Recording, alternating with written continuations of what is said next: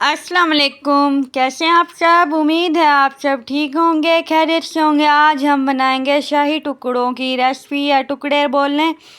तो यहाँ पर बहुत ही ईजी तरीके से मैं आपको बताऊंगी, कोई एक्स्ट्रा चीज़ नहीं होगी जो इसके अंदर शामिल करनी है। तो आपने स्टेप बाय स्टेप इसको देखना है, बिल्कुल भी स्किप नहीं करना और फुल वॉच करना है। अगर आप मेरे चैनल पर नए हैं तो चैनल को भी सब्सक्राइब कर लें, वीडियो को लाइक शेयर कमेंट ज़रूर करना है। यहाँ पर देखें, मैंने 1 लीटर दूध लिया, दूध के अंदर बॉयल आ चुका है। बॉयल आने के बाद इसको हिलाएं ताकि जो मलाई आई है ये इसके अंदर मिक्स हो जाए, और इसको बाहर नहीं निकालना। यहाँ पर मैंने ड्राई फ्रूट का इस्तेमाल किया है, बादाम और पिस्ता और इलायची पाउडर। अगर आप लोग चाहें तो साथ में सौंफ भी डाल सकते हैं। मैंने यहाँ पर सौंफ का इस्तेमाल नहीं किया। आप चीनी शामिल की है, चीनी आप लोग अपनी ज़रूरत के हिसाब से भी शामिल कर सकते हैं। इसको थोड़ा सा थिक करना है। तो मैंने यहाँ पर 1 चम्मच कॉर्नफ्लोर लिया है। कॉर्नफ्लोर के अंदर मैंने थोड़ा सा पानी शामिल करके इसके अंदर डाल दिया है, और जब कॉर्नफ्लोर शामिल कर रहे हो दूध के अंदर तो चम्मच को हिलाना है। अब यहाँ पर मैं 1 कप के करीब मैंने क्रीम ली है, क्रीम को शामिल कर रही हूँ। तो आप लोग भी ऐसे ज़रूर कीजिएगा और बनाइएगा शादियों वाला शाही टुकड़ा। और यहाँ पर ये बिल्कुल तैयार है, इसको एक साइड पर रख दें ठंडा होने के लिए। साथ में मैं यहाँ पर शीरा बना रही हूँ, शीरा नहीं मतलब कि मीठा शरबत बनाने लगी हूँ।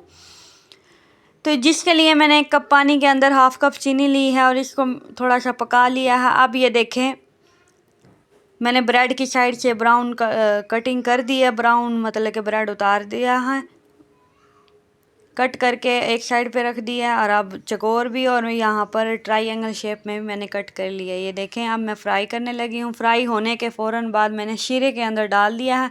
अगर आप लोग चाहें तो सबको फ्राई करके शीरे के अंदर डिप करके और फिर सजावट भी कर सकते हैं, शाही टुकड़ों की डेकोरेट कर सकते हैं। तो यहाँ पर मैं अब डेकोरेट करने लगी हूँ एक बाउल के अंदर, या आपके पास एक ट्रे वगैरह है तो आप उसी के अंदर भी लगा सकते हैं। यहाँ पर मैंने एक लेयर लगा ली है ब्रेड की, जिसको मैंने शीरे के अंदर डिप करके बाहर निकाल लिया था। और अब मैंने जो रबड़ी दूध तैयार किया है इसकी लेयर लगाई है, दोबारा फिर मैं वैसे ही लेयर लगाऊंगी।